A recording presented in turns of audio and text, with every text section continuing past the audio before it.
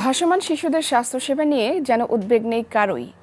শিশুরা জানে না মৌলিক এই অধিকারটি কার কাছে গেলে পূরণ হবে, আর এ কারণেই দায়সারাভাবে দায়িত্ব পালন করছে সরকার। আনোয়ার হোসেনের ক্যামেরায় নূর সিদ্দিকের রিপোর্ট।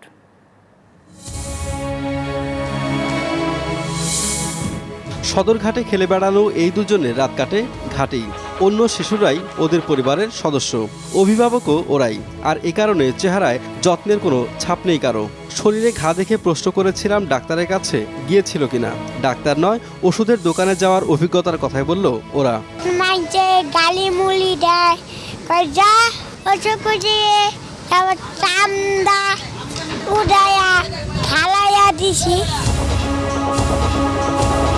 আরও দুজনকে দেখা গেল বুড়িগঙ্গার কালো পানিতে নৌকা চালাতে। বুড়িগঙ্গার মতোই যেন বিষাক্ত ওদের জীবন।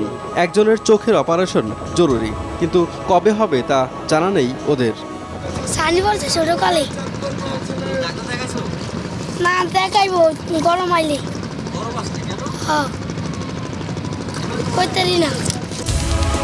বুড়িগঙ্গা থেকে এবার যাওয়া যাক ভাসমান শিশুদের আরেক আখড়া কমলাপুর রেলওয়ে স্টেশনে। জ্বরে কাতর একটি শিশুকে দেখা গেল ছাউনিতে। ডাক্তার, ওষুধ এসব নিয়ে কোনো ভাবনাই নেই ওর। ওষুধ খাইছিস না? কেন? টিয়া নাই, গেছিলাম টিয়া নাই। কি বলে যাওয়ার পরে? কি অনেক টিয়ার ওষুধ লাগবে। এত টাকা পাম কই? কয় টাকার ওষুধ লাগবে বলছে? কি 200 টাকা। এখানেই কথা হলো আরও কিছু শিশুর সঙ্গে, যারা একটি বেসরকারি সংস্থার মাধ্যমে মাঝে মাঝে স্বাস্থ্যসেবা পায়। সবাই যে এই সেবার আওতায় আসে না তাও জানালো ওরাই। ডাক্তার ভাই শুক্রবারে ডাক্তার জায়গায় টাকা লাগে না, টাকা লাগে না, ডাক্তার কইরা দিয়া জায়গা। পথ শিশুদের অভিভাবকরা দাবি করেছেন খাবার জোগানোই যেখানে কঠিন, সেখানে চিকিৎসা তো তাদের কাছে বিলাসিতা। সম্পদ না হলে আমি কি দিয়ে ট্রিটমেন্ট করাবো বলেন? এই যে রোডে ব্যবসা করি 200-250 টাকা আমার চান্দা দিতে হয়। বড় লোক তো মনে করে পয়সা দিয়ে আর চিকিৎসা করতে পারে, আমরা তো আর টাকা পাই না, আমরা দিতে পারি না, চিকিৎসা নাই। হালকা পাতলা কিছু টাকা পায়, ওটা দিয়ে ওষুধ নিয়ে আসে, কোনো রকম জীবনযাপন কাটায়। কি করবে? ঢাকা বিশ্ববিদ্যালয়ের হেলথ ইকোনমিক্স ইনস্টিটিউটের পরিচালক জানালেন, ভাসমান শিশুদের স্বাস্থ্য সুরক্ষায় কোনো উদ্যোগ না থাকায় কেবল শিশুরাই নয়, ক্ষতিগ্রস্ত হচ্ছে সমাজও।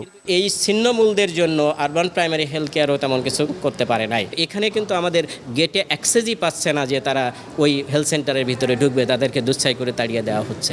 সো এই জায়গাগুলোতে আসলে বেসিক্যালি সরকারের কাজ করতে হবে। সরকার যদি এখানে হাত নেয় এবং সুনির্দিষ্ট পলিসি নিয়ে এটাকে বাস্তবায়ন করতে হবে। এই ভাষা সুপারফিশিয়াল কোনো কিছু করে যে আইওয়াস করা বা কোনো একটা এনজিওকে দিয়ে কিছু করা, হ্যাঁ এনজিও মাঝপথে ভূমিকা পালন করতে পারে, সরকার তা নিজে হাতে করবে না, কাউকে দিয়ে করাবে, কিন্তু সেটা যেন ফ্রুটফুল রেজাল্ট আসে সেই রকমের প্রোগ্রাম নিতে হবে।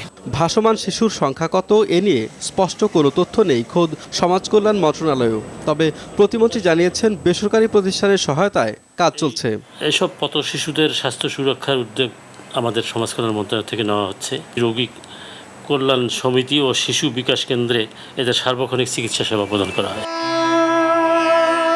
সরকারি বেসরকারি হাসপাতাল বা ক্লিনিকের সংখ্যা অনেক, কিন্তু এসব প্রতিষ্ঠানের সেবা পাওয়া ভাসমান শিশুদের জন্য প্রায় অসম্ভব বলেই মৌলিক অধিকার বঞ্চিত হচ্ছে ভাসমান এই শিশুরা।